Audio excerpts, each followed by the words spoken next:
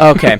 We'll move on to BK now. We'll come back to you, Blake. We're talking about this week's predictions for our Fantasy Football League presented by Yahoo and Manscaped.com. Fantastic. Schaefer Highlights League. The first matchup is Lyle hosting BK at Natty Light Natty Stadium in North Dakota. You know, I'm taking Lyle. You're taking Lyle? I'd have to say it's a tough place to play, you know, with the million-plus capacity and that big slide up top. You know, it's going to be a tough week for my guys, tough week for his guys, but, you know. Tough week for my guys, too. I mean, proud of your guys, man. Proud of all of our guys. But I think my team could come through and win this week, so I'm going with TaylorMade this week. TaylorMade, let's go to Lyle. I'm fully embracing this whole. I'm just gonna have 2 wins or less going into the playoffs. I'm still gonna win this league. Oh, yeah? So who's going to win this game? And I'll take it as me. Oh, okay, so this is going Confidence exactly is as key, everybody Lyle. expected. I'm projected 30 more points than you. So I'm gonna go with BK in this one simply because if Lyle is terrible in the regular season, but then wins this league, good for him, and I'm excited for the Goldstein Highlights show. Blake, who do you got? For which matchup? Lyle hosting BK. Oh, I already said I'm taking Lyle in this one. You're taking Lyle. I'm taking Lyle at home. So the next matchup we have, and this one is definitely the biggest one of the week. Game day is there. Mm-hmm. It's a huge one, and it's going to be game day between Bringin' the Hurts and Harris Highlights for the 4th time this year. Game day just really likes this matchup. So we've got Bringin' the Hurts heading into Monrovia, California to battle Harris Highlights. Lyle, who do you have in this one? I'll go with Blake. Oh, thanks, dog. Interesting. You know. I think you look at the projections and the teams that's projected 40 more points can win this game. So I'm gonna go with bringing the Hurts. Oh, all right, Blake, what do you think? I'm going with Team Harris Highlights. I'm liking what they're doing this year. Yeah, I mean, I do think they have really good home field advantage. Each team has lost 2 games this year, and they've each been to the other person at least once. Bringing the Hurts did get upset by BK. Blake, is this the 4th time we've played each other? Well, I mean, this is going to be the 8th game of the year. So, yeah. I think it's the 3rd we've played each other. 3rd we've played each other. So, yes. You beat me the first time, I beat you the second time, and then Bingo. did you also? And you lost to Lyle, and No, I I lost lost to Brady when Jonathan Taylor put up like 50 points one week. because I lost to Brady by less than half a point. There you go. Me too. Yeah, you know what? I'm going to go with Bringing the Hurts, and that pretty much wraps up this segment, and all of our projections went about as well as we expected them to go. But considering the current projection in points is 243 to 207, I'm going to take Bringing the Hurts in this one, but I really do think that Blake's team could bring it.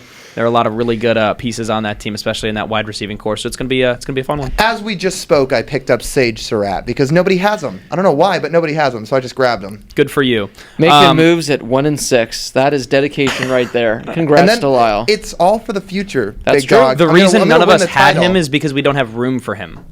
I feel like there's room for a guy that has been one of like the 4 best receivers in the country. I don't know. I'd rather have Kyle Williams. Anyway, I will now his hand things birthday back today. over to Blake, It's Kyle and you guys will see me again on the Schaefer Highlights show at the end of our college football fantasy Josh, season. Well Blake? done. Well, Josh, when you said Kyle Williams, are you saying like ASU's wide Yes. receiver? I saw him on a bird scooter today outside Nice. of the newly named not Wells Fargo Arena anymore. Our ASU insider Brady Klein bringing Yep. us the exclusive information that you can't find anywhere else. It was a great week for fantasy football. I beat Brady. Josh beat Lyle. So, I mean, you've heard that a million times, right? Yes. So, there you go. But before we move on to talk some college football, I'd like to give a huge shout out to our sponsor, Manscaped. Now, we've partnered with Manscaped.com to give you the Perfect Package 2.0. I'm not going to go too in depth on it, but it's something that's pretty cool. Josh, how cool is it? Yeah, it's great. It's really cool. Gentlemen, we always are trying our best to impress our ladies, but you can do that with the Perfect Package 2.0. If you're interested in winning the Perfect Package 2.0, head over to Twitter, follow us at the HHShow _, follow Manscaped at Manscaped, and in November, so just a few weeks away, we're going to be randomly selecting one of our followers and giving away a Perfect Package 2.0. It's definitely a can't miss. It's the perfect package for your perfect package. Now, if you're interested in that, like I said, all the information is going to be in the description below. Head on over, enter, and these 3 cannot enter and cannot win. So, guys, unfortunately, Darn. no perfect packages. I'm for so your packages. upset. I'm so upset. Let's talk some college football, guys. We're going to Yes. start with the updated AP poll. Now, we did have some major moves this upcoming week. LSU now is ranked number 2 in the country. They move up 3 spots after their victory over Florida. Clemson, Ohio State, they fall back. Penn State, they move up 3 spots. That was another huge move right there. Georgia, the biggest, I guess, team to fall in the top 25. They fall 7 spots to 10. Iowa, they were the next biggest fall. They fall 6 spots from 17 to 23. 4 new teams are ranked. Michigan and Boise State, they didn't move. And just a bunch of other fun stuff in there. Arizona State's ranked 17. But guys, overall thoughts on this latest AP poll. The fact that not only does LSU get 12 first-place votes, Clemson's still getting 11 first-place votes, Ohio State's still getting 9 first-place votes, and you can make the case that teams like Oklahoma and Wisconsin be getting first-place votes as well, so it still doesn't mean anything for a few more weeks. I think the first college football playoff ranking comes out in, I want to say, 3 weeks. I was talking to our resident college football playoff expert, Paula. Yes. And asked her when the first playoff rankings come out, and it is the first week of November. So according to my math, that should be 2 weeks from right around now, right? It is 3. The first ranking comes out November 5th. Oh, So, so yeah, 3 so weeks from which today. Which is the latest it's ever come out. Interesting. Well, they're Wow. going to have a lot to decide because there are a lot of good stuff going on right now. So we talked about this last week, guys. If you already know, have a vote in the AP poll, what your top 10 look like. So we don't have to give in our top 10 as well. But I guess looking at this 1 through, I want to say 7 maybe, just pretty much with all the undefeated teams. What are your overall, I mean, again, it means nothing, but LSU moving up to 2, that's something. I mean, that's when you got a team that Yeah. goes from 5 to 2, that's definitely something. You got Clemson, who continues to fall. They were ranked 1 to start the season. Now all of a sudden they're ranked 3rd without losing a game. So I guess what are your overall thoughts? Because I feel like once the college football, when the college football playoff rankings come out, it's going to look fairly identical to this. So this at least gives us an understanding of what we're going to be expecting in a few weeks, assuming everyone can continue to win these games. Yeah, and it just cements that thought that I had last week, and it's that really anybody 1 through 10 is extremely competitive. Again, I'm not super sold on Florida yet, and I mentioned that before. I'm starting to buy in on Penn State. I'm all in on Wisconsin, and I think that there are I mean, it's tough to say. I think that there are 3 teams as of right now that I think are better than everybody else, and it's Alabama, LSU, and Clemson in that order. Clemson hasn't done anything wrong this year to fall 2 spots, except that Alabama and LSU have just looked that good. And then a couple other teams won this week that have really, I think, instilled some belief in a lot of people that they could contend for a playoff spot, like Oklahoma, Wisconsin, Penn State, if people really weren't thinking about those teams already. And then even if you look down at, I think Auburn for the most part is done. I think Florida, I don't know if they're going to compete. I don't think Georgia's out of it with 1 loss. So obviously they would need some stuff to happen. There's still a lot of big conference games that are going to go on within these coming weeks. So and I think still anything's possible, especially for any of those teams currently ranked in the top 10 or 11.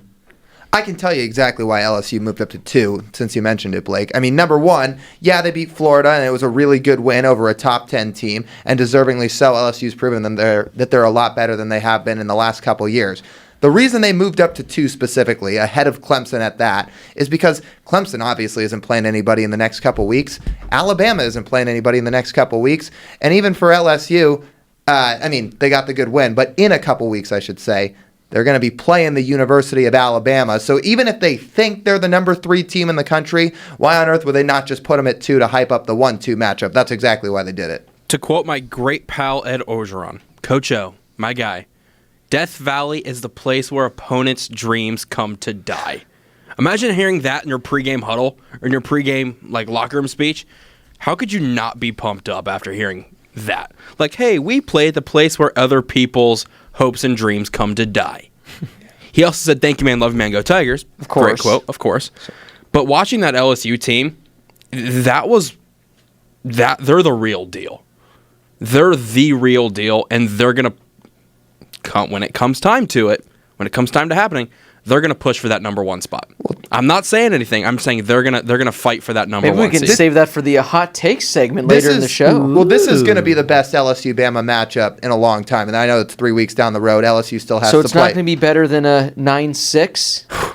That was an exhilarating football game. I mean, it was a good game defensively. There was just no points scored. LSU still has to play Auburn, to be fair. It is at home. I think LSU handles them. But, again, Alabama and Clemson aren't playing anybody over the next couple weeks. So why not just move LSU now, give it some time to hype up the matchup, assume everything stays the chalk, and it's going to be a heck of a game in a couple weeks in Tuscaloosa. Can we just talk about how awesome an 8-team playoff would be this season. We've kind of talked about it how because Alabama and Clemson are so dominant, an 8-team playoff would kind of be pointless where, I mean, it'd be cool, but we all know what's going to turn out.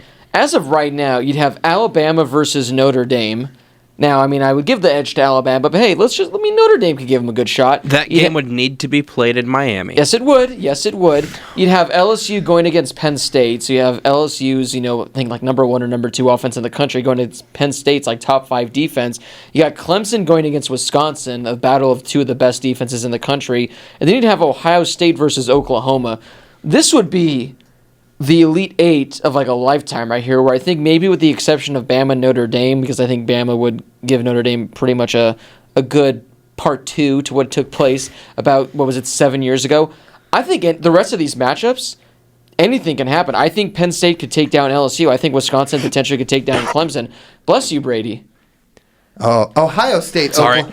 I thought things were going really bad in there because you weren't breathing. I cut my microphone. For the show, I'm going to have that on your camera when I'm talking. But so many teams. I mean, we were high on Florida. They didn't get the win this past week, but they still look at least respectable. We were high on Florida. Well, after last week, we're all saying, okay, well, we're not saying they're a top 3 I think team. Josh and I always said no. Nope. Well, I'm pretty sure when we headed in, I mean, we can pull the clip if you can find it. Pretty sure I said LSU by 14. Yeah, I think I said I had LSU winning pretty easily. we thought Florida was better than we were initially giving them credit for. How about I say it like that?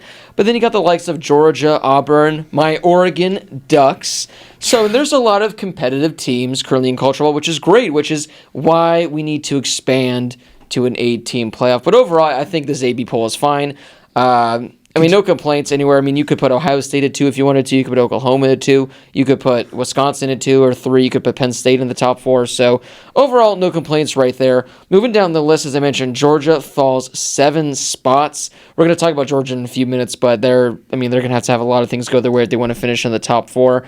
And the rest, again, nothing really too spectacular. Baylor, they move up to 18 now. They're undefeated. SMU still undefeated. Lyle's Golden Gophers are still undefeated. Well, they did. I don't think they did. Or never mind. They just didn't move up. Nebraska. Yeah, they did. They just didn't move up. Never mind. Appalachian State, they're still undefeated. They cracked the top 25, with Washington cracking the top 25 as well. But that's pretty much all we're going to talk about the AP poll. Let's talk about some of these games from the past week. Now, I just let's stay on the topic of LSU because that's the first one that I had. They get the win over Florida by 14. So I'm actually going to have to go back and see if Josh did say 14 because that's going to be a fantastic prediction on his end. LSU, What was that last part you brought up? No, what did you just say about Josh's prediction? Oh, he said they were going to win by 14. 13. Oh. Is that what I said? I said 13. That's There you really go. disappointing. Well, that's still wrong. But still a great prediction nonetheless. Darn. LSU, so I mean, they go from 5 to 2. Joe Burrow, he's the real deal. But LSU, I mean, again, their defense, had an off game. 28 points. That's not ideal for them. But this is an offense where we say it every year. If LSU has a good quarterback, a good offense, they're going to go far. And with Joe Burrow, 21 of 24. 3 touchdowns, 300 yards. And they got some of them. I mean, this could be a hot take as well. They got probably one of the best receiving corps, if not the best receiving corps in the country currently right now. Everything's looking for them. They're looking really good. Florida, hey, you guys gave it your best chance, but LSU, how about this, guys? I think we just said it. They're legit, but they are legit. Hey guys, thank you. We love you, man. Don't talk. After this game, I think they're the best team in the country. I'd have them at 1 in my top 4 if I was LSU? making it, yeah. Yeah, I mean, like I mentioned when we talked about those top 3, I don't think Alabama has done anything to deserve to fall out, considering that they're still beating up on teams and they're still Alabama, and I still think that they are, at least on paper, the best team in the country. But LSU is playing like the number 1 team in the country, and I think it's completely fine for your defense to give up 28 points to a Florida team that suddenly has Kyle Trask looking like a consistent and reliable quarterback. I mean, this guy was coming in and we didn't know what to expect from him, but in his last 2 games, 2 touchdowns against Auburn and 234 yards against a good defense. And this week, 3 touchdowns, 310 yards against LSU on the road. And I don't know, obviously you want to get a win, but what more can you ask from your backup quarterback on the road in Death Valley? I've been impressed with Kyle Trask, but look, LSU's really good. I like the AP poll ranking them in the top 2. They've got a good defense, and they've had one for a while. Sure, they give up 28 points, but whatever. They finally have a good offense, and along with that good offense, they have an elite quarterback. So I'm all in on LSU at this point. Yeah, I mean, and what makes teams so great, obviously then having a bunch of really good playmakers, especially on both sides of the ball, is really to have the one leader on offense and the one leader on defense. LSU has that. They have Joe Burrow and they have Grant Delpit, two guys that have just been unbelievable this year. Delpit's probably going to be a top 12 pick come April. And Joe Burrow has come out, I mean, we've talked about it week after week. He's come out of nowhere. He's top 3 in the Heisman, and he's leading an LSU team that's had an offense that's as good as it has been in the last 10 years. So this Bama matchup, I know they've got 11th ranked Auburn in a couple weeks, but this Bama matchup is just getting more and more exciting as it gets closer. Yeah, I agree. And watching Kyle Trask play and the ability for him to just come into the system like that after Felipe Franks went down, he's done a great job managing this Florida team these last 2-3 weeks. You look at all right, Florida lost. Cool. But you look who they lost to. You're still a top 10 ranked team after a loss. You look at the opponent, obviously, it's number 2 LSU now. So I think Kyle Trask, in touching on the Florida side of things, has done a great job stepping into the system, and I'm not going to say picking up where it left off, maybe even excelling from what Felipe Franks was doing before. I'm just looking at this right now real quickly. Joe Burrow, 2,200 yards, 25 touchdowns to 3 interceptions. Then you got Justin Jefferson, 40 catches for 700 yards and 8 touchdowns. Jamar Chase, he's been getting a lot of Odell Beckham comps. He has 30 catches for 600 yards and 8 touchdowns already. Chase is only a sophomore. Jefferson's a junior. I don't think I can quite put this LSU receiving core over Bama's because, I mean, Jalen Waddle was the freshman of the year last year in the SEC, and he's basically been phased out in that receiving core. But, I mean, Alabama has just 4 stud receivers. LSU's definitely got 2 or 3 at least. But, I mean, both are just top-notch, top of the top. I mean, again, when was the last time these two teams both had dominant offenses? We were talking about that 9-6 game that happened a few years back before the start of our show. Now we're looking at a game in a couple weeks that might be like 42-38. Yeah. But though I just had a load of them just so I can read them. But those Alabama receivers, Devonta Smith, Jerry Jeudy, Jalen Waddle, and Henry Ruggs. And I mean, and Jeudy and Ruggs are both going in the first round. Waddle was the freshman of the year. Devontae Smith just caught 5 touchdowns a couple weeks ago. In like 3 or 4 years, we're going to look back at this receiving core and sort of compare it to the Georgia running back trio from a couple years ago. Probably. So LSU, it's looking great for them. Again, Joe Burrow, he's the main cause of it. Lyle hit it perfectly. Where if you have a playmaker on offense, a playmaker on defense, that'll usually help you win a good amount of games. So they look really good. Another team that looked really good was the Oklahoma Sooners. Now this, I mean, compared to last year, it kind of was like an underwhelming game. It was a close game, but for some reason, after that amazing game last year, this one seemed to underwhelm just a tad. But another great game from Oklahoma. Texas, well, a 9-win season's not too bad. Maybe you'll be back next year. Oklahoma, this pretty much solidifies the rest of their season because this was obviously going to be the toughest game for them, essentially, until they play Texas again in the Big 12 championship in a month or so. Because looking at Oklahoma's remaining schedule, I mean, I guess on the road at Baylor is going to be tough, maybe on the road at Oklahoma State, but the rest of the schedule is going to be a cakewalk. They're likely going to go undefeated, and Jalen Hurts didn't have the 5 touchdown type game that he was having against some of these other opponents, but he still got the job done. He still had a very respectable stat line. 4 touchdowns, I should say. I thought he had 3, but he had a total of 4. I forgot about that rushing touchdown. 131 yards on the ground, 235 yards in the air. CeeDee Lamb, I always forget between the two of you who's got CeeDee Lamb in like our league and then the other league. I have him in the 10-man. He hasn't been in this one. League, yeah. So CeeDee Lamb was making both of you guys very happy this week. 10 catches, 171 yards, 3 touchdowns. And I guess this pretty much solidifies our thoughts in Oklahoma because this is the best win of the year for them. They look like they're not going to be stopped anytime soon. I know they did allow 27 points, but their defense looked really dominant, which I think is what's most slept on about Oklahoma is that if they have any chance to compete, it's going to be their defense. I don't know why Lyle's smiling. You saying that just reminded me of our friend that said Oklahoma was going to put up 45 on Bama. Said this weekend, you were gone, Blake, but he said this weekend, man, if Oklahoma had this defense last year, it could have been 45-0 Oklahoma. This is the same friend. He also said, LSU, I will say might, but he said might put up 50 points on Alabama when they play. Oh, no. So So it's a he's might. back.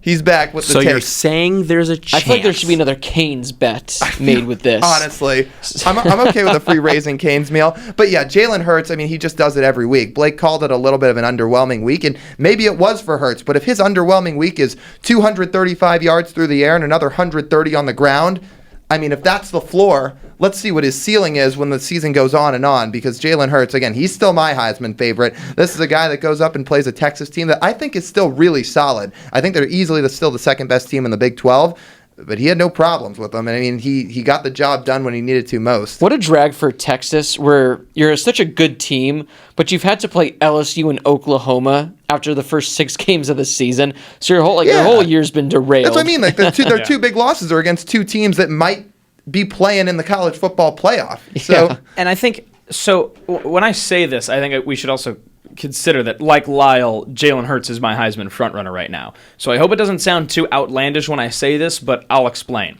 I think entering week 7, a lot of people were still overlooking Oklahoma a little bit as a legitimate playoff contender. And I think that's only because you had teams like Alabama, Clemson, Georgia at the time, Wisconsin, LSU, and they'd all been incredible, with Penn State also competing too, and Notre Dame right behind him. So I think that it was okay for some people to maybe think, yeah, Oklahoma's really good, but then they maybe have a predetermined notion or a predetermined narrative about what Oklahoma's defense looks like playing in the Big 12 and how it's been the last few years, and thinking maybe they just can't compete, maybe like they haven't been able to the last few years once they get there.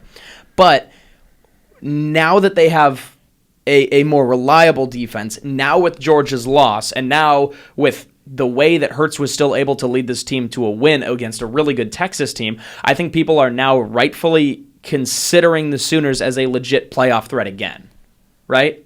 Yeah. I agree. Is it safe to say that people maybe were overlooking them a little bit? yeah, I think so. I mean, and they're in the Big 12. I mean, and they clearly just proved that they're a better team than Texas. I don't see any reason that Oklahoma should drop a game this year. Yeah. As long as they win the Big 12 title game, there should be nobody overlooking them to get into the playoff. Yeah. I mean, Especially with their improved defense the way it is, because that was always kind of the knock at them. If they had a good defense, they'd be doing a lot more damage. So Oklahoma, they're looking fantastic, and I mentioned that I briefly forgot about Jalen Hurts rushing for 130 yards with the touchdown. So He's their leading rusher I mean, again. this is another fantastic game.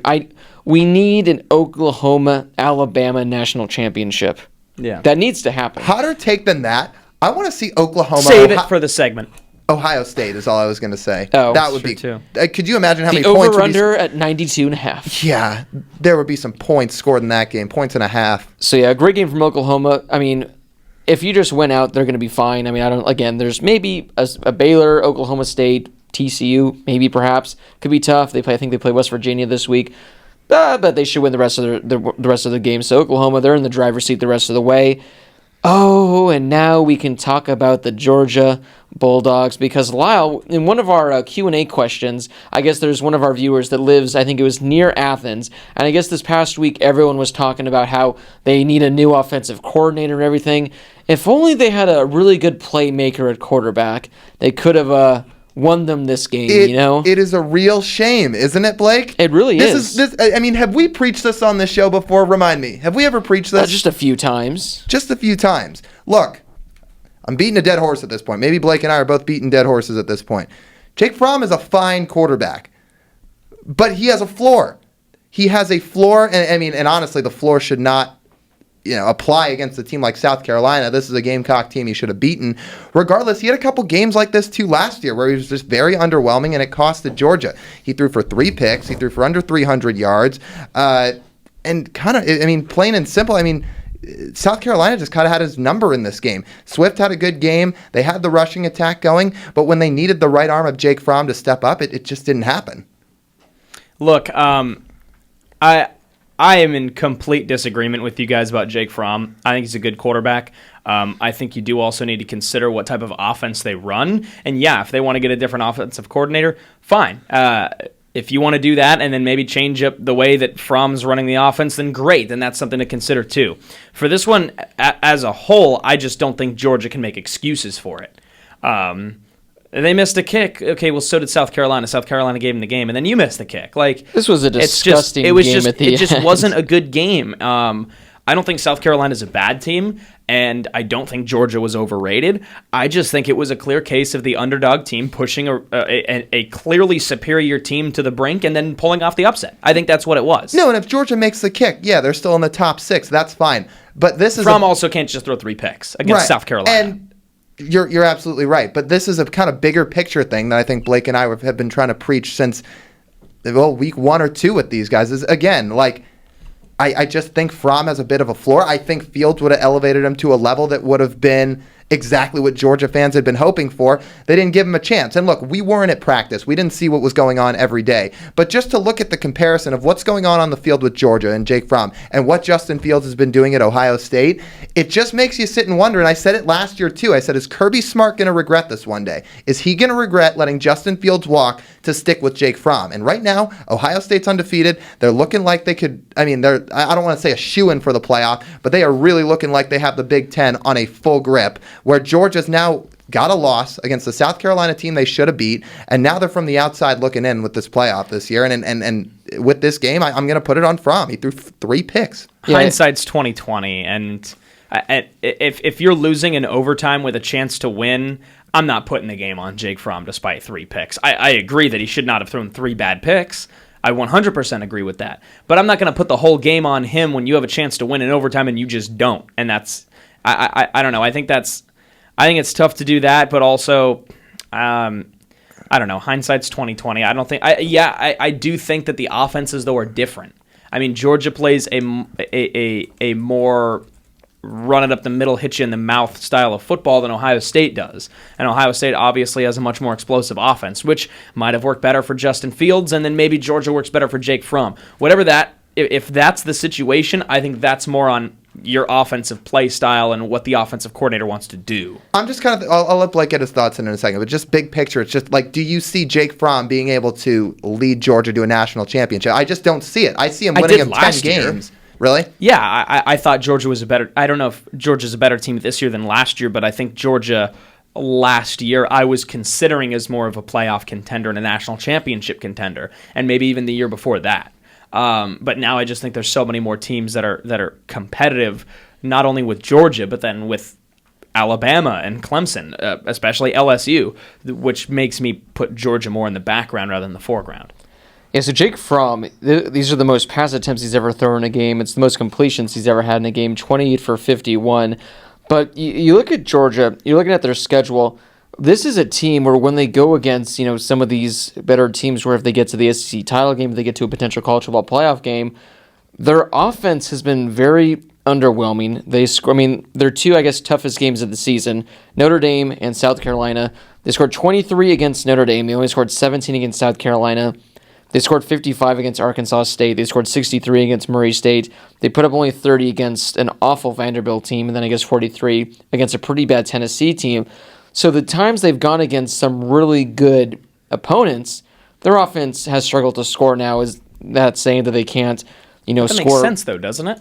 What? When they go up against better teams. But I'm just saying, moving forward, I think that's not a good sign, where if they're only able to score not even 20 points against some of these decently competitive teams, I think that they're in a heap of trouble when they play like Alabama, if they have to go against a team like LSU, if they have to go against a team like Auburn. I don't know what their schedule is. I'll have to take a look at it, but I'm saying there's some teams in the SEC that can score a lot of points, and I don't think Georgia can necessarily keep up with them. Yeah, and if you look, he was a freshman then. You look back to that national title game 2 years ago against Bama. He completed 50% of his passes. He threw 2 picks. His QBR was under 40. I think he's good, and it's like I've kind of explained before. I think he's a step above Ian Book in the sense of he'll win you the games usually, I guess outside of this week, that you're supposed to win, but it just feels like he kind of has 1 or 2 of these slip-ups every year where he just kind of falls on his face and he has a tough game, where Georgia needs a quarterback that's a step above that, I think, because they've just kind of fallen flat or just a little bit short the last couple of years instead of really rising above and getting to that ultimate goal of hoisting a trophy. Statistically speaking, you look at the 2 comparisons of the teams. This year, the 2019 Georgia team, opponents' points per game, 12.5 points, or 12.3. Last year, they allowed 19.2. So obviously, the defense is better this year. Well, you also have to take into account, like I said, they've played Arkansas State, they've played Murray State, and Vanderbilt, who's on the verge of being a D2 team this year. You look at the points per game that they've scored. Last year was 37.9. This year, 38.5. So there's only that 1 point differential. There's not a And big they've also differential played on the Murray offense. State, Arkansas State, and all those. They still Exactly. have a lot of other teams. They've all played teams like that. You look at last year's team too. They didn't just have a fully stacked schedule. The same thing. Okay. So if they're going to have a completely better offense, it needs to show somewhere. I think you can arguably say that with those stats in mind and trying to take account with their schedule, I think Georgia still has a better resume than teams ranked in the top 25, though. Oh yeah, because I mean they have some good wins. Okay, all I'm saying, Brady, is like, would you take Jake Fromm over Justin Fields? That's all I'm asking. At this moment right now, Yes. no. Okay. I'd take Justin Fields every single day. Okay. Yeah, right now. Okay. Right now. Yeah, I You just look don't at- think going back. Again, going hindsight's back, 2020. you don't know. I think Justin Fields is, especially if you're trying to run an offense like that at Ohio State, I would absolutely take Justin Fields. I think a guy like Jake Fromm would be really good at Stanford or Washington or a school like that. Okay. I would never want to see Jake Fromm as my quarterback if I'm an Oklahoma fan. Okay, that's It's fair. different. I just He was the number one recruit in the country, so I'm just wondering what Georgia's pitch to him was. If they already had Fromm, who was a freshman, starting, I mean, what did they tell him? I think there could have been a lot of other factors in play, though, too. Okay, that's I mean, fair. All right, this past year they have number one Oklahoma. You look what they've produced. Spencer Rattler Yeah, but goes and jumps there. I mean, he was a really highly touted quarterback, but he was not Justin Fields. He That was the only number thing. one player in the country. No, he was not. Yes, Kayvon he- Thibodeau was for Okay. Oregon. He was the number one quarterback in the country. Okay. Even still. Yeah, looking at Georgia's upcoming schedule, I mean, they're going to have some tests. I mean, they're going to have a home game against Florida, a home game against Missouri, Kelly Bryant has been very slept on this season with Missouri. They've been fantastic. They're ranked 22nd now. Then on the road at Auburn, at home against Texas A&M. So it's going to be a tough slate for Georgia. They have a lot of ground to make up. But I guess the good thing for them is, I mean, I think Missouri falls out, but with Florida, that's going to be the only competition to get to the SEC title game. So we'll have to wait and see if Georgia can bounce back and get back into the sweet thick of things. But we talk about a team getting a major yikes. Another team was on major yikes alert, and that was Notre Dame. So unfortunately, I was at a family dinner, so I was unable to watch a good portion of this Notre Dame USC game, but we did have two people that I'm sure caught almost every play, every second of that game with Lyle and Josh. They had a bet, and for those of you that missed the bet last week, I'll let them just explain. But I'm going to let the two of them pretty much discuss the game, discuss what happened. It's currently 7:27, and we're going to make sure that we have this wrapped up by 7:32. So whoever wants to talk first is more than welcome to. I'll make it 7:33. I'll give us a few extra minutes. But the game, your thoughts, takeaways. Brady, let's go get something from Chick-fil-A. Well, we bet let's go, the Blake. spread. Yeah, so the reason Josh is not sitting here wearing a jersey is because we bet the spread. The spread We was probably shouldn't have done that. That's okay. No, it's okay. It's fair. That's fair. And Notre Dame won by 3. So Josh doesn't have to wear the jersey. Fair enough. I'll let him go first if he wants. I don't know. Looking back, I think we probably should have just bet straight up. Look, this game should not have ended the way that it did. Clay Helton said that he was upset about Brian Kelly being on the field. And by being on the field, I mean at the numbers on the crucial onside kick attempt at the end of the game, which was obvious. I mean, I don't know what these Pac-12 refs are looking at here. Bottom line, you can tell in the video maybe a couple USC players slowed down a little when they saw him on the field, but I don't really think that affects the game. I think it's a penalty. I think they should re-kick, but again, it's an onside kick. I'm annoyed, really annoyed, by the officials calling USC of a blatantly incorrect roughing the passer penalty that directly led to Notre Dame kicking what would eventually be the game-winning field goal. And that roughing the passer call was one of the worst ones I've seen, especially in college football this season. And it was brutal. And the best argument to combat a complaint about a blown call is to say, oh, well, you had the opportunity to win later in the game and you still did. No, I mean, USC got the ball back and scored a touchdown like that right before the end of the game. So USC lost by 3. The referees directly handed Notre Dame 3 points. I think it should have gone to overtime. Other than that, biggest takeaway, I think Keaton Slovis is a real deal. I think he showed that multiple times this season. I think USC fans are continuing to overreact about Clay Helton. I think y'all need to chill the heck out right now. I think it's just every week. USC could beat Arizona 150-0 next week, and people are going to be like, fire Helton. It doesn't make sense to me. And Notre Dame's running game, wow, 308 yards against USC's defense. I'm not saying USC's Ohio State or Georgia or Michigan or Wisconsin or Penn State or whoever out here, but rushing for 308 yards and a pair of touchdowns is that's pretty incredible regardless of who you're playing. And I thought Notre Dame's running game was really impressive, especially in the first half. All right, so we split this pretty well. So he got 3 minutes, and I got about 3 minutes. So Notre Dame Notre Dame controlled this game throughout like the first half of the game. I mean, the offense was clicking. They had USC off balance. Book looked pretty good. And then all of a sudden they started to get lazy with the play calling, at least I thought in the second half. Or by lazy, I mean USC made some really nice adjustments. Notre Dame didn't really readjust to what USC was trying to stop, because then in the second half, Book really struggled. The running game, like Josh said, was still pretty potent, but it's because they were mostly running the ball. Book had an okay game. He had 2 total touchdowns, but he threw for under 200 yards, and he just didn't look in rhythm. And this is, again, what happens with him sometimes. He's a good quarterback. He's not a phenomenal quarterback. But it ultimately ended up being enough to get the win, and Notre Dame, they squeaked out a win against USC at home. I still think USC is a pretty solid team. I still think they win about 8 to 9 games. But, for Notre Dame, it's a win's a win. I kind of want to look big picture here because, again, talking about the game, Book was okay. He's going to have to improve a little bit going forward. But bigger picture here for Notre Dame is, I know Blake wanted to potentially touch on this later in the show, so I'll just kind of handle Notre Dame, at least for this one. We can leave them out later. Big picture does not look phenomenal for them, and I'll be the first one to say that. And I say that because of the teams on their schedule, Georgia will probably finish with 9 to 10 wins at least. Aside from Georgia, there's a chance every single team on Notre Dame's schedule finishes with at least 4 losses. And if they have 1 loss going into the final weekend of college football, it still doesn't look good for them, because that strength of schedule is really, really going to hurt them. Their best test upcoming is still Michigan. Michigan could still end up losing 4 games with who they have left on their schedule. So for Notre Dame, if they want to make a statement and get to the playoff again this year, not only are they going to need some really convincing wins going forward, specifically over Michigan, but I think they're going to need a lot of outside help too. And before 7:33, there we go. Well done.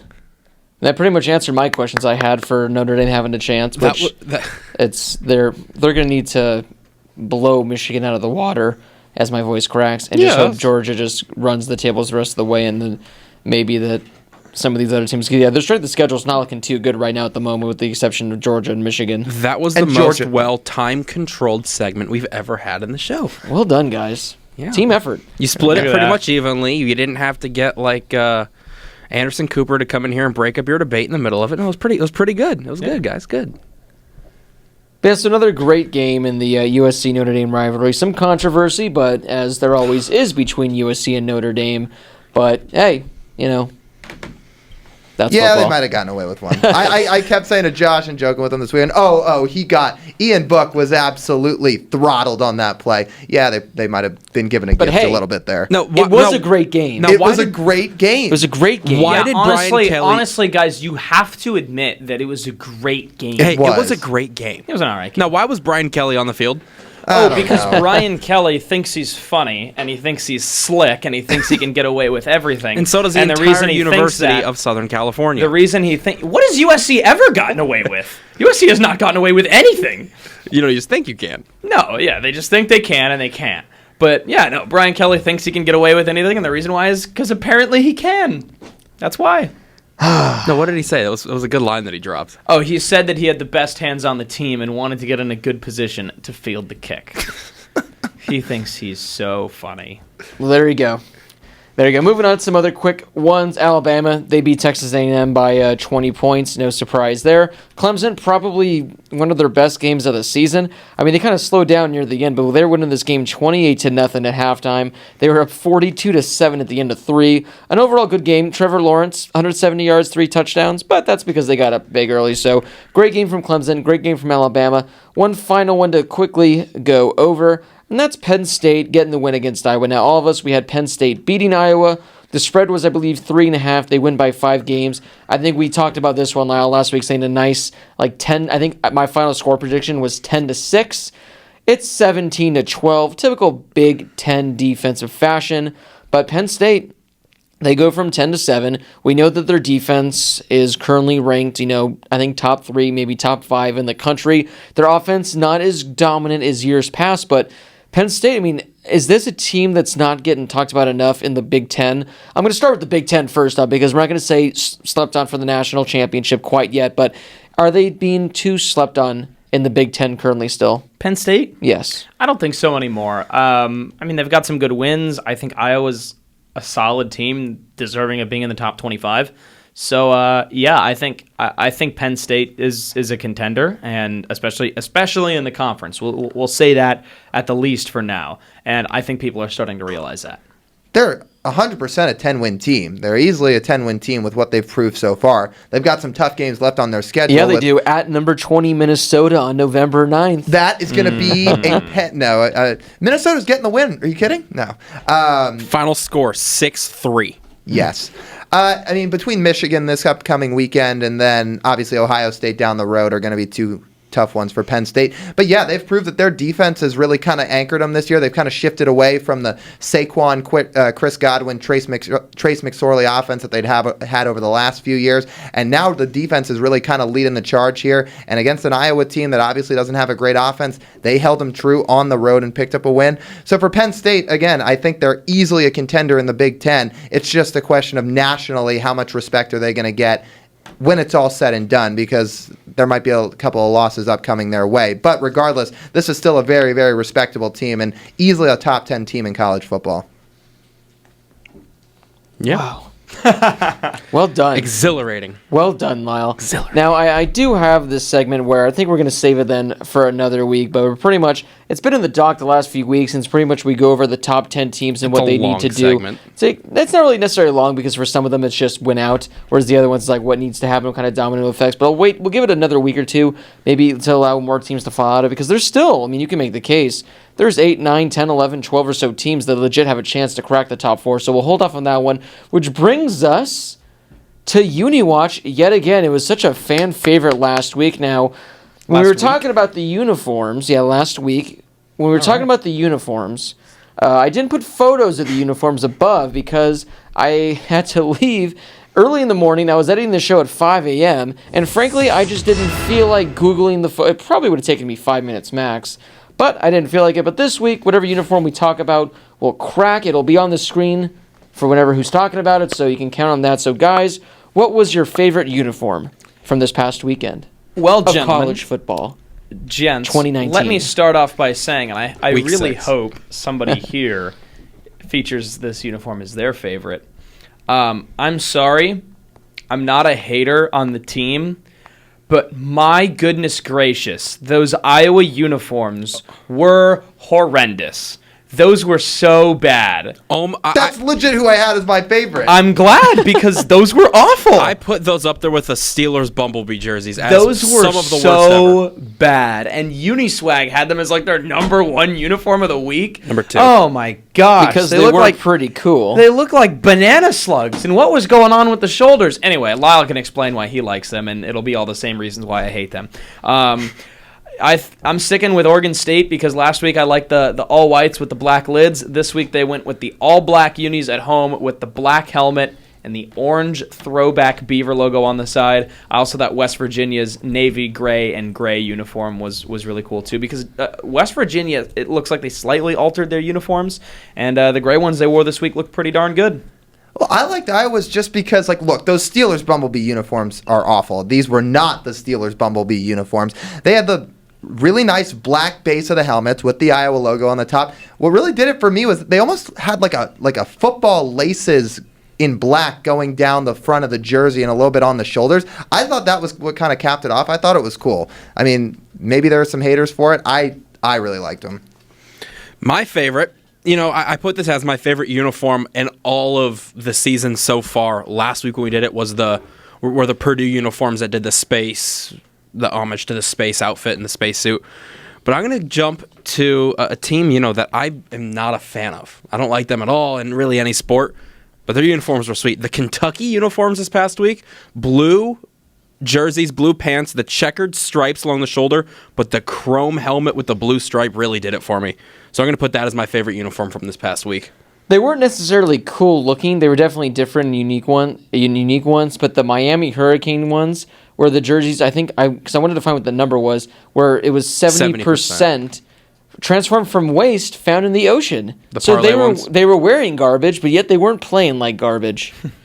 Yeah, apparently they decided to not play like garbage when I really needed Bryce Perkins to do something for me in fantasy. So I really like those. There were some good ones this past week. There's some that were already mentioned as well. And yes, Brady. I've got one more. It's kind of cool. I'm sticking this. The Purdue one? I already said that. I like the IU ones because it's the 200th anniversary of the state of Indiana. Looks like the pitchfork. It looks like a pitchfork. Yeah, it's the original. The original university. So whatever your favorite uniform from this past weekend was, hit us up on Twitter at the HHShow_. Let us know there, or comment in this video below what your favorite uniform was. Lots of cool ones there. But guys, it's time to give our updated top 5 Heisman rankings. I don't know how much your guys' have changed. Brady's doing some sort of, meditation in there. I'm remaining calm. I think he's really trying to think about, do I put Bo Nix at 1? Do I put That's Bo true. Nix Hey, at 1? Bo Nix did not throw an interception this week. Nope. Or a touchdown pass. Mm-mm. Or they didn't play, huh? No, they didn't play. Okay. But that wouldn't be, Zinger even right if they there from played, I wouldn't be Harris. shocked at that Bo Nix stat line. No touchdowns. All right, guys, across the board, you're 5 through 1 in the Heisman rankings. The only change in mine is that I remembered to rank a 5th this time. Very nice. Jalen Hurts at 1, Tua at 2, Joe Burrow at 3, Jonathan Taylor at 4, Justin Fields at 5. Oh. Hurts, Burrow, Fields, Tua, Taylor. I think the 4 quarterbacks are so interchangeable at this point. Hurts, Tua, Fields, Taylor, Burrow. Yeah, I got Burrow, Tua, Hurts, Fields, and then Taylor. So essentially, from what I'm gathering, we all have the same 5. Yeah, just different They're orders. just in different orders. I think we all had different orders. Wow. Let's turn this into a math problem and figure out how many combinations can there be. Please, no. Okay. Yeah, Blake, I don't know why I started talking. You're the host. Well, Is he? Those are our Heisman rankings. Cool. Well, we'll see. Hey, if you guys want to win the fantasy league, you guys can host a show for 1 week. So there you go. I plan on it. Okay. But guys, I don't know if someone was working with the thermostat. It was probably Lyle, probably making it 50 degrees while I'm trying to sleep in the middle of January. But it's getting a little warm in here. Wait, It's getting a little toasty in how here. warm do you think 50 degrees is? Well, it's not. I'm just saying in general. Do not let Lyle determine the temperature in a room, because he'll make it 50 degrees. So will I. His quote is, if you're cold, go outside. Yes, because well, I cannot do that when it's 2 a.m. and I'm trying to sleep. I'm not Put on going to a go jacket. outside. This was not in January. It was Yeah, it in was like August. or maybe September. So it's like 110 maybe degrees October outside. or something. Anyway, it's getting a little If warm you're in cold, go outside. here. It's getting a little warm in here, I said. As Blake said. Then you thought. Yes. Oh, wow. It is hotter than I thought. It is hotter than we thought. Not what I was indeed. expecting at all, but I love it. So it's hotter than I thought. It's a great introduction for a song that lasted about a few weeks on Blaze Radio. A and then show, not a song. A show that lasted on Blaze But the Radio song will before live forever. some unforeseen incidents took Hey, place. whoa! I will have you know that show is still running strong. It just has a different co-host and a different name. It's been running for 2 years. Hashtag bring it back, Josh. All right, it is officially hot take season. So we're going to give some of our very own hot takes for the college football season. We took to Twitter to ask you guys for some hot takes. While we go around, I think we're fairly live right now on the radio. Maybe there's like a 30-second lag. If you have some hot takes for us, hit us up on Twitter. Let us know your hot takes. And yeah, let's get some of these hot takes going, guys. What do we got? Now, we can do like one around the table. You guys can read off however many you guys got. But let's give some hot takes. All right, Brady, why don't you just get like a fire sound effect in the background? Hotter than you thought. Yeah, that's fine. So here's my first one, guys. And it revolves around Lyle's favorite Big Ten football team, the Minnesota Golden Gophers. And my hot take, which I don't know if it's really that hot. I thought. It sounds like someone's urinating. Yep. No, it's some burning wood. I thought that was Blake drinking his water again. another Minnesota, one. my hot take is that the Minnesota Golden Gophers will finish unranked at 8-4. What is happening? What is that? I typed in fire, burn, flame sound God, it effects. sounded like you were ripping like packing tape off Here, of let's- cardboard. Here, while Al reads his, I'm going to play a flamethrower sound effect. I haven't even. All right. Wait, I thought that I had to explain. Did Oh. I explain or no? Yeah, go ahead and explain. Oh, I mean, okay. This just sounds like me an hour ago after my Baja Fresh burrito. Hotter than you thought. All right, John. Yeah, except it doesn't smell as bad as it does in the hallway. It still smells, by the way. Thanks, Blake. Minnesota's going to finish 8-4 because they're going to beat Rutgers this week and be 7-0. Maryland is a toss-up game because Minnesota's not that good. They're going to get beat by 25 points at least against Penn State on November the 9th. They're going to get beat by at least 10 points against Iowa. That's my hot take for that one on the 16th. And they'll close out the year by getting thrashed by Wisconsin at home by 30 points. I also think that those Maryland and Northwestern games on their schedule are both toss-ups, so I'm convinced they're going to lose at least one of them. Josh, that take is Hotter than I thought. Hot take. Oregon will go undefeated. And wait, that already happened. That wasn't me. That was Blake. They are still going to be in the playoff. Undefeated with one loss. I'm telling you guys, something's going to come out. No. Auburn's going to get this win vacated. And 10 years down the line, they are going to finish the season technically undefeated. All right, here's my hot Can take. something happen with Auburn? Can someone on the team be accused of cheating or something? Why would please? you wish that? So they can get the win vacated. Yeah, and I guess while we're on the topic, I hope the Yes. Nationals get in trouble and the Dodgers automatically go to the World Series. Yes. No. By the way, a lot of Nationals fans, all of a sudden in my YouTube comments that are coming out of nowhere that are trash talking the Dodgers. I'm like, okay, I think it's just one guy making a bunch of accounts just to talk trash to you. it's probably Shellen. Hot take, and I'm going to stay on the loss topic with Josh. Michigan finishes 7-5. Ooh, Than you thought. They've got Penn State, Notre Dame, and Ohio State left. I think all three of those are losses. And then between Maryland, Michigan State, Indiana, I think there's one surprising slip up in there. 7-5, Michigan. Who is the slip up? Maryland. Ah, come on. The Indiana Hoosiers, baby. yes. Hotter than you thought. 7-5, Michigan. I'm gonna Not in the playoffs. I'm sticking on the loss topic also. ASU will finish the season with only one more loss. To who? Oregon. Okay. That's what I like to hear. Yeah. Dude, the only reason I say that is because of this. You look at the Arizona State offensive line, it has more holes than Swiss cheese. That's You true. look at the Oregon front seven, it's one of the fastest defenses I've ever seen. You're not going to stop that Oregon defense. Unless you just run quick slants every time and get it right over the top. But whatever. Arizona State will finish with only one more loss on the season. We'll finish 10-2. Wow. Right.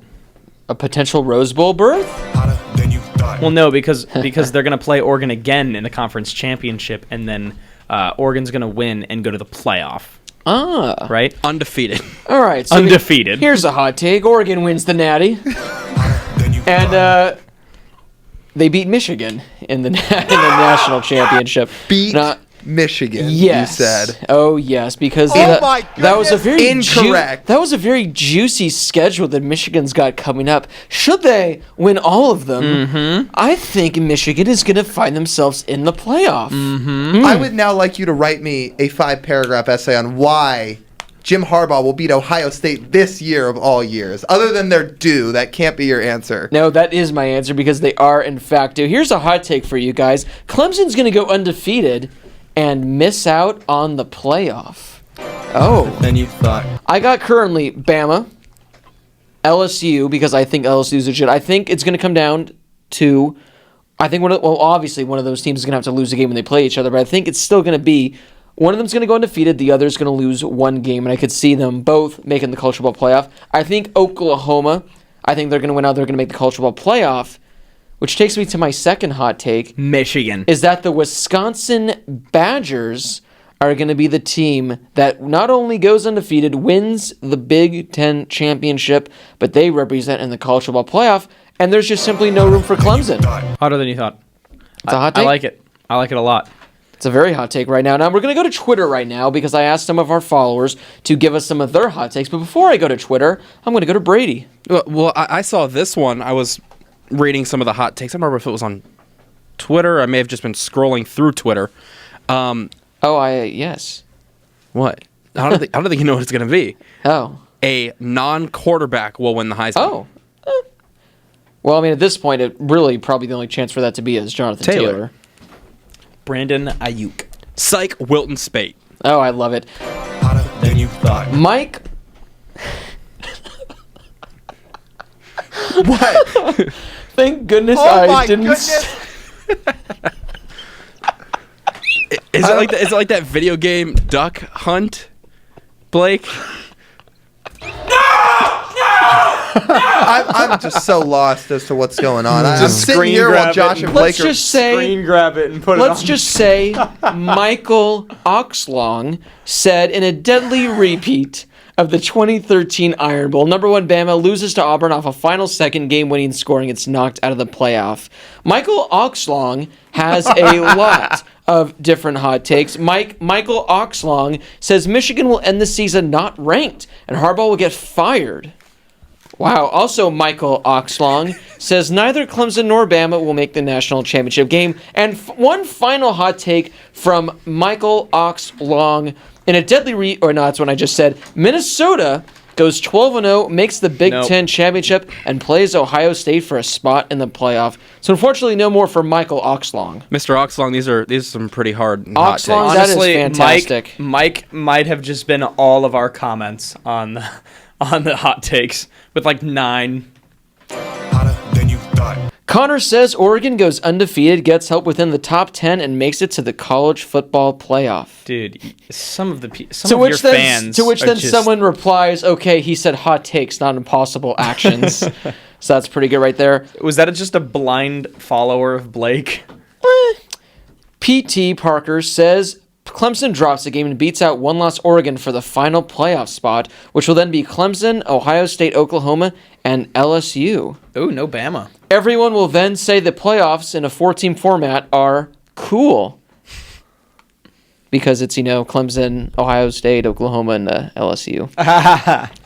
LSU from Johnny Barrow says LSU scores 40-plus in Tuscaloosa and will win the SEC West, and Joe Burrow plays against his former team, Ohio State, in the Natty. Wow. What else we got here? Here we go. The one who is many says Michigan beats Penn State, Michigan State, Notre Dame, and Ohio State, and gets revenge on Wisconsin in the conference championship. Yes. Haters, drop your 2 cents. Did anyone here. drop their 2 cents? No one's dropped their 2 cents yet. I'm trying to go right here and see if there's anything other good ones. As of 1 minute ago, Nolan Sullivan says, I couldn't agree any more on the Wisconsin take, Blake. Now, here's the hottest take of them all, guys. 3 Thin SCS says UTEP will make the college football playoff. I mean, they're no Rutgers, but maybe. And then we got 2 final hot takes now, and this comes from Donnie T at Donnie T 64206-255. His one hot take is that Blake will go to grad school at BYU, #Fighting Mormons. Now, unfortunately, that would require me to give up my beloved Diet Coke, which could not happen. Just what you need, Blake, is more school. Unfortunately, I do not need more school. And the final Well, honestly, if you've been in college for like 9 years, wouldn't you have already been done with grad now school at this point? is the hottest take of all. Brady, you knew it was coming. Hot take. You're done. You're back on. Go ahead. Hot take. Am I on? I can't even hear right now. you're I'm on on. Josh's mic. Yeah, Can you, wave to my camera. How's it going, Usually camera? Don't come over here. can you guys hear me? Has he cut Josh's mic yet? No. All right. Hot can take say from it. Donnie T is that Brady gets a girlfriend. I believe in you, Yeesh. bud. People are really just Donnie deep T. in Brady's personal life. Donnie T is just going for the kill. Yeah, Donnie T also commented 10 times on the show. Or on the tweet. 7, 6, 7. Come on, intern. 6. Yeah, what are our interns even doing today? Come on, guys. Hey, Yeah, they showed up late. I ordered don't a have my venti dinner. iced caramel macchiato. Where is it?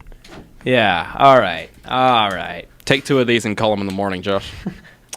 So those are some good hot takes. I mean, again, these can be as outlandish as you want them to be because they're called hot takes for a reason. They're not, correct takes, which I mean, I think mine will be correct, but Hotter than you thought. fantastic. Hotter than you thought. Man, it's a shame that show was so short-lived. Yes. All right, guys. Now, before we get to the pick'ems, I'm going to scavenge through now. Prior to the show, there was, as we do our weekly Q&A segment, there just wasn't a whole lot of questions because all the questions regarding things we were already talking about on the show. So I'm going to go through right now the YouTube video, go through Twitter, see if there's a few I can pull up. So give me 30 seconds. Josh. Welcome back to the Schaefer Thank you. Highlight Show, ladies and gentlemen. And it's a little bit of it's just a preview of what we're going to get at the end of the season. Lyle, here's what I want from you. I want you to tell me and Brady, and not Blake because he's not paying attention, and honestly, Brady's probably not paying attention either. Okay, cool. And tell the viewers at home, which school or team has your favorite uniform combinations of the classic blue collar or the classic white collar schools, like the classic college football, like the most historic programs of all time? Who has your favorite uniform combination? Favorite uniforms.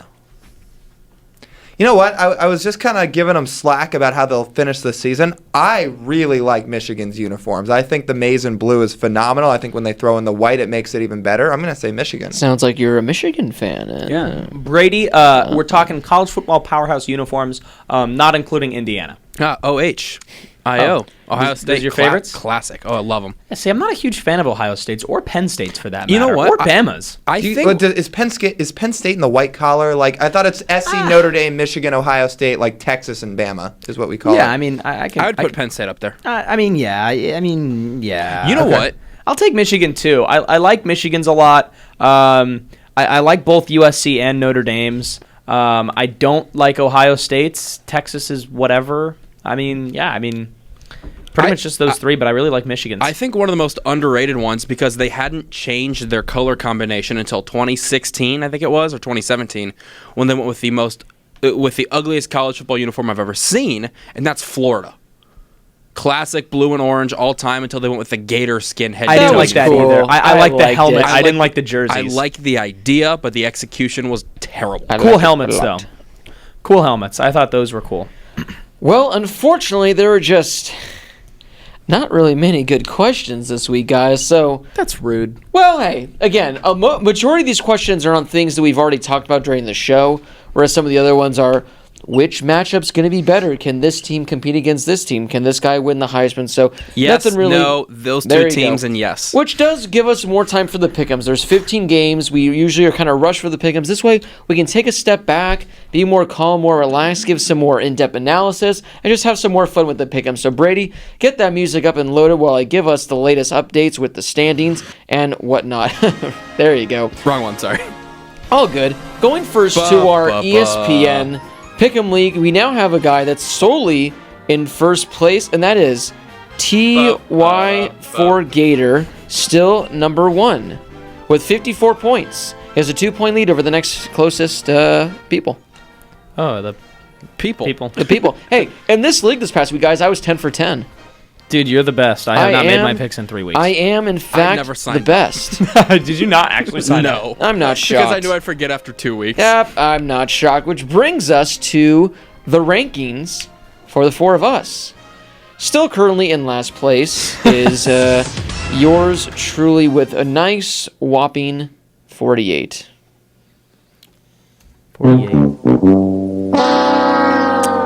In third place with 50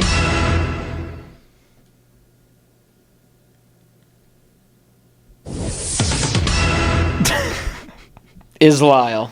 What just happened? I'm building a massive amount of suspense been in because we third- have so much time. I've been in third place for like the last 5 weeks. How is I that know you hate to suspense? see it.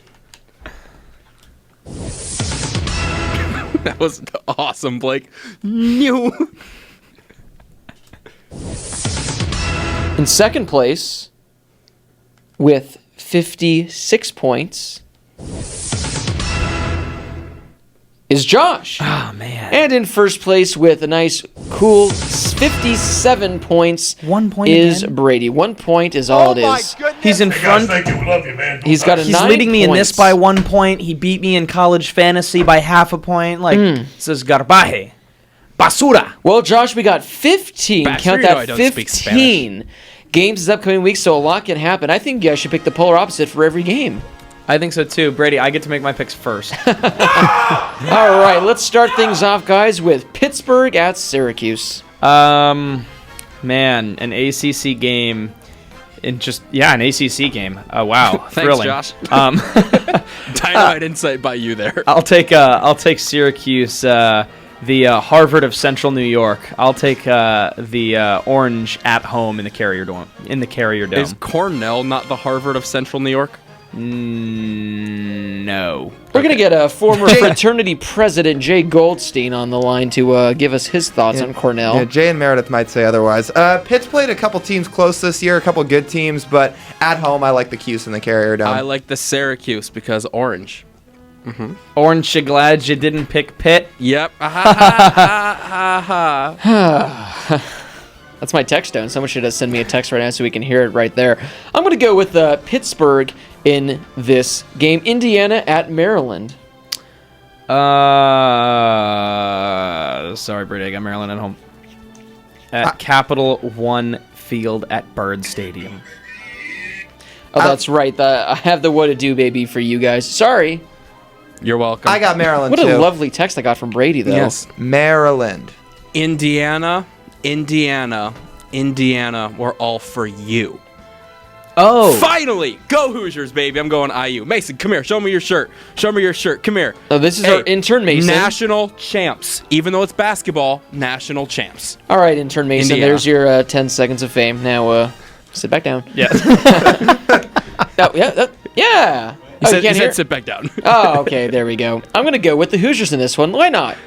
Back home again. In Indiana. Southern Miss at Louisiana Tech. Catch some of this Conference USA action on the NFL Network.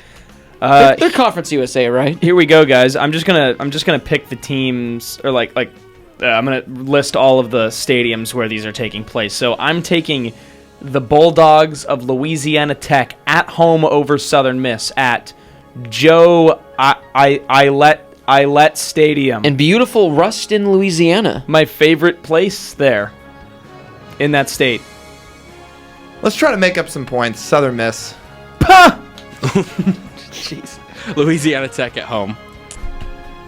Louisiana Tech's 5-1. Southern Miss is 4-2. Louisiana Tech does have the better record. Therefore, I'm going to pick them. Oh, where'd my pick'ems go?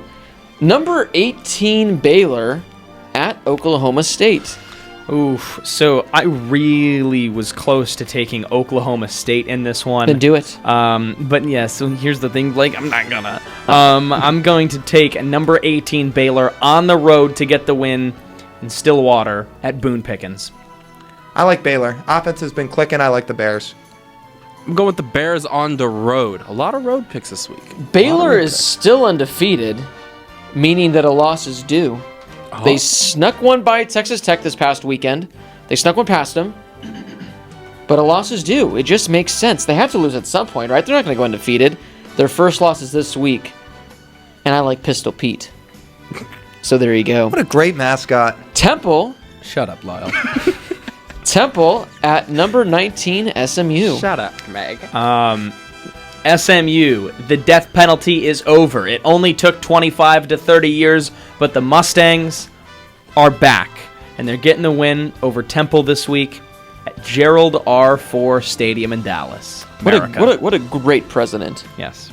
And SMU's still undefeated, too. They've been playing some good football. I'm taking Blake's Heisman boy, Shane Buechele, Yeah, baby. and SMU. What are his numbers on the season? Oh, he's been fantastic. He's playing well. 1,700 yards, 12 touchdowns. That's just in the air. I am going with Southern Methodist University What's he doing on the Mustangs ground? at home. Let's see what he's done on the ground so far this season. My Heisman hopeful. What do we got here? No, that's passing still. We got 2 rushing touchdowns and about 70 yards. That's fantastic. I'm going to go with SMU in this one. I do want to take Temple. I was the only one to pick Temple last week in the upset win over Memphis, and they pulled out that one. But I'm going to go with SMU in this game. Iowa State at Texas Tech. You know what? I like the Red Raiders at home. They get the win over the Cyclones, who is quite, just like not even close. And they are the best mascot in the Big 12. Just not even close. Pistol Pete stands no chance, and you know what? The Red Raiders don't stand a chance. But on the football field, I'm taking the Red Raiders at Jones AT&T Stadium. I'm just going to disregard that last comment, but not the part about Texas Tech getting a win. I like the Red Raiders too. I'm going Iowa State on the road. A lot of road picks this week. Oh, yeah. I'm going to go with Iowa State as well. Number 9, Florida. Because a Cyclone at is the better. South Carolina Gamecocks. Not sold on Florida as a whole, but you know what? I like Kyle Trask, and I don't think South Carolina pulls off upsets in back-to-back weeks. I like the Gators on the road at Williams-Brice Stadium, I think. Lightning will not strike twice for South Carolina. I think Florida's going to bounce back after a loss. I think they're going to get a convincing win on the road. Florida on the road, the Gators are going to chomp the cocks. Yep, yes they are. They're going to chomp those cocks. TCU at Kansas State. How many jokes like that do we make on each show? I Not swear. enough, Lyle. Not enough. There's always like one or two. I'm taking TCU to get the win on the road at Bill Snyder Family Stadium. I got TCU too. You know, Bill Snyder, he's got that luxurious golf... Luxurious? Luxurious. I know, I was going to say he has the luxury of, but then it came out as luxurious. He has the luxury of getting that, golf That membership. was just the epitome of brutality, Brady. Yes, it was. Yeah, so was Bo Nix for Heisman. I'm going K-State at home. I'm just thinking about that one episode where you looked up all the perks that Bill Schneider That's gets what I was once he talking about. retired. That was fantastic. Private jet, he's golf so course old. membership. They named the stadium after him while he was still alive. Who knows? I'm going to go with... I'll go with Kansas State in this game. Very convincing. North Carolina at Virginia Tech. I like the Hokies to get the win at home at Lane Stadium. I got Virginia Tech too. They've been playing some decent football this year. Virginia Tech. Home. Hokies. Sorry, Jeffrey Saturday. Josh's best fantasy pick ever. Gosh. This one's a tough one. I'm going to go with Virginia Tech. I mean, North Carolina's been struggling as of late. Texas A&M at Ole Miss. Aggies on the road at Vaught Hemingway. Man, Josh and I have all the same picks. I got Texas A&M. TAMU. Texas A&M.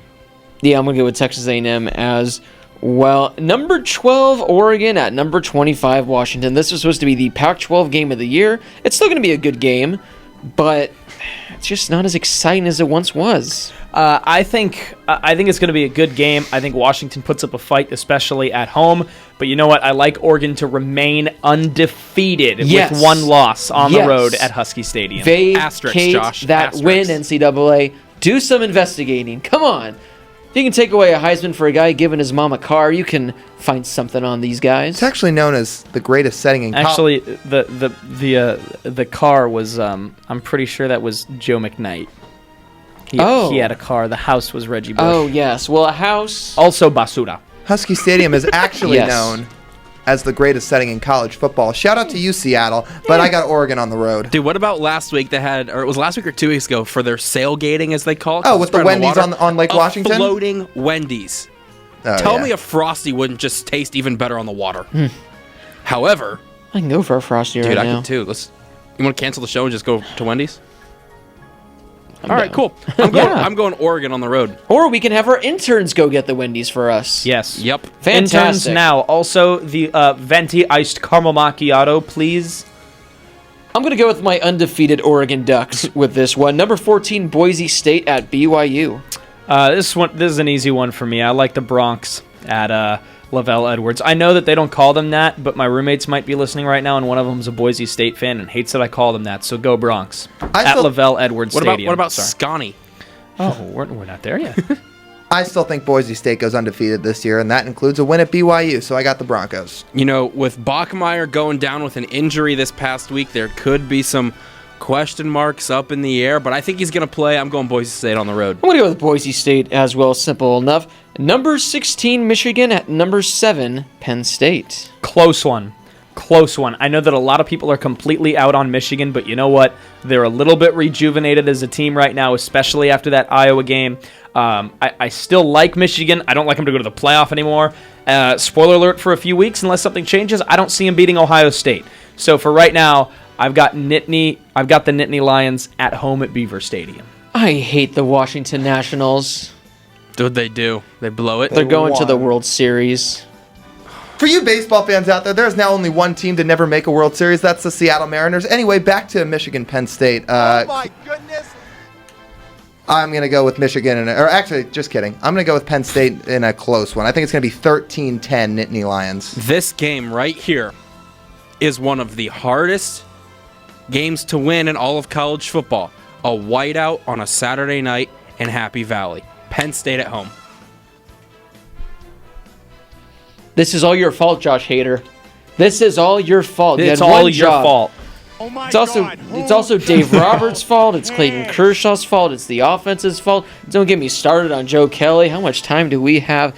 We have 20 minutes. Hey, well, the Astros or Yankees, probably the Astros, but they're going to do something to the Nationals that, well, you know who I'm going to pick in this game, guys.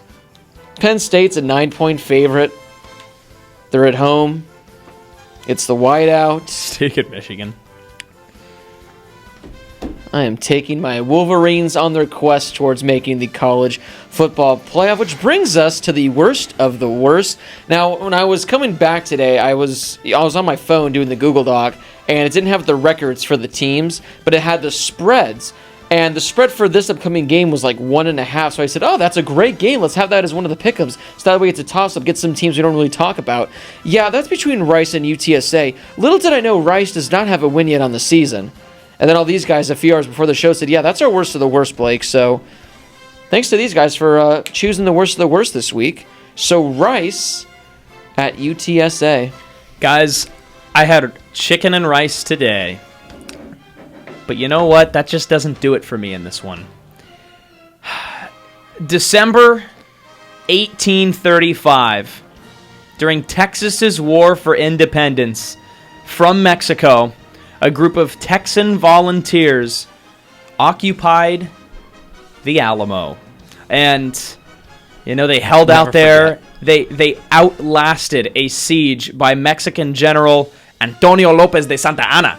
And they were vastly outnumbered. They fought bravely and valiantly, which is the same thing, by the way. And in the end, famous defenders like James Bowie and William Travis and Davy Crockett, they were all defeated by Santa Anna and the Mexicans.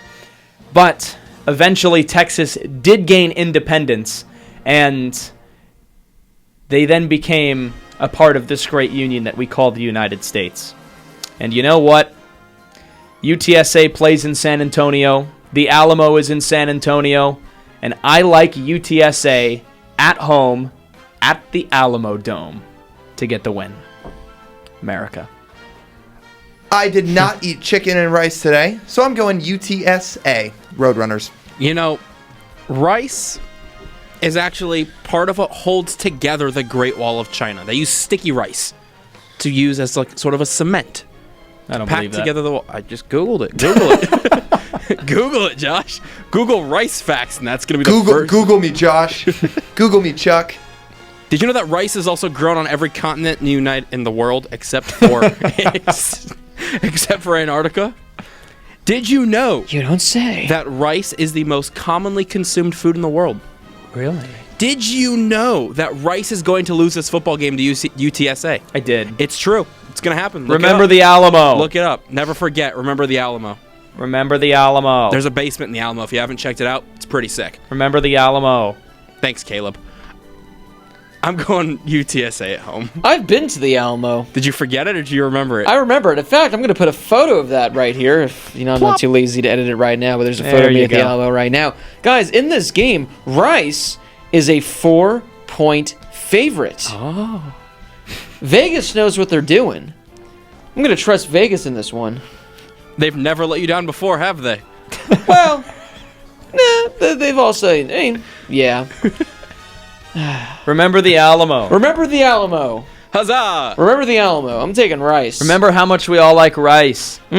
I love rice. I like the white rice that you get at Chipotle with like the little hints of lime in there. Oh, the cilantro my lime God, rice. or go to Chipotle? cilantro. Ooh, Cilantro lime rice. that is some delicioso el Great. Now I'm stuffo. hungry. Which brings us to the final game of this week. You just said delicioso el stuffo. Yes, sir, Ritos. Auto square. Number 17, for those of you Californian listeners out there. Number 17, man, we just keep getting ranked higher and higher, guys. This is fantastic. Will this be the highest we're ever ranked in our tenure here? We'll have to wait and see. Number 17, Arizona State, on the road at beautiful Salt Lake City, Utah. Salt a Lake a City. Salt Lake City. When Blake says our tenure here, he means his 10 years here in Yes, college. correct. The Utes. Look, this is a huge game in the Pac-12 South. Huge. And honestly, it might...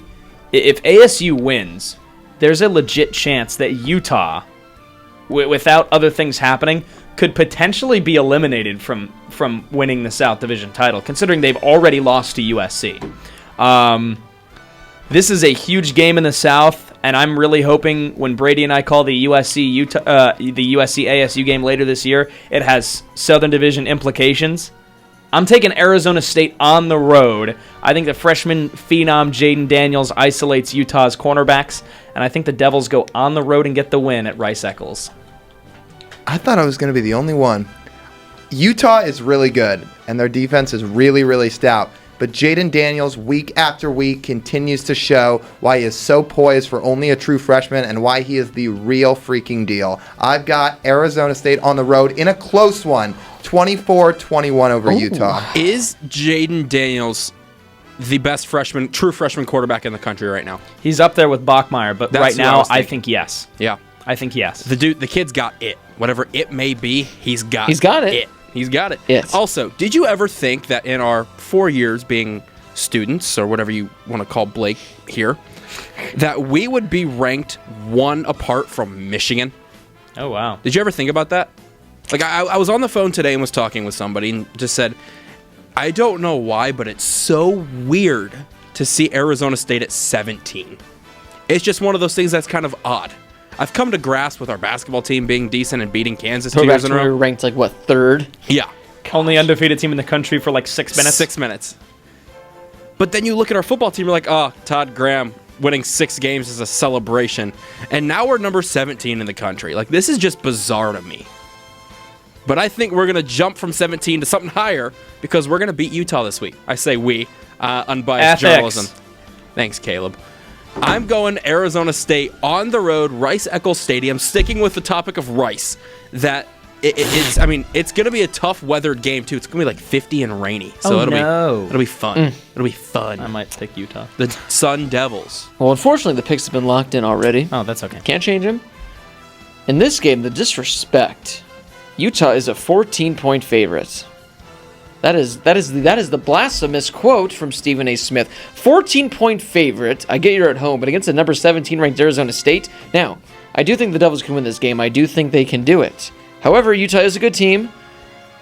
14 points. I mean, that's just something where the Vegas thinks this is going to be lopsided one way or the other. That is blasphemous. I need to catch up on points. Everyone picked ASU. Did you pick ASU? Unfortunately, the picks have been locked in and are now secret until you go back and look at them. Dang it. That's going to be exciting to see. I'm going to go with the Utah Utes in this one because it's a win-win situation for me. Either Utah wins, I get a point, and I catch up to you guys, and I'm only within 8. Or ASU wins, I'm falling further and further behind, but I get to enjoy a nice victory. 3 o'clock Pacific time on the Pac-12 channel. Network. Yeah, the Pac-12 network. Whatever. Yeah. Should this game be on a channel other than Pac-12 Network? Yes, it should be. But that does wrap up this week's edition of the Harris Highlights Show. As my voice cracks yet again. Puberty's not fun, guys. Interns, when you guys reach that stage in your life, good luck. It's not fun. It's not Okay. fun. Are you, All going right. through Are you just puberty- going through puberty right now? I was just I saying, are am. you going through puberty the second time? Yeah. Oh, no. The first time back in 2003. What were you, 15, 16 then? About then. But that does wrap up this edition of the Harris Highlight Show. Don't forget to follow us on Twitter Bum, bum, bum, bum, bum. at the HH_. Make sure to follow Manscaped on Twitter. Follow us that we can enter in and win the perfect package for your Perfect package. We'll be live again next week at 10 p.m. Eastern on BlazeRadioOnline.com. Now we're thinking, they think it's looking casual. I think this is how we got kicked out of the studio the first time around 2 years ago. We'll have to wait and see. For Josh Schaefer, Lyle Goldstein. What was he doing? Lyle. I'm reading something, sorry. All right. I don't know what Lyle's doing half the Brady time. Klain, our that's me. 2 interns in the studio. This has been Blake Harris from the Bill Austin Radio Studio at the Walter Cronkite School of Journalism in beautiful downtown Phoenix. I don't know what's going on here. He's saying, come here. Well, that wraps up this week's show. Thanks you guys so much for watching. Follow us, do all that fun stuff. Now we're doing some like cam reception. We will see you guys next week. Blah.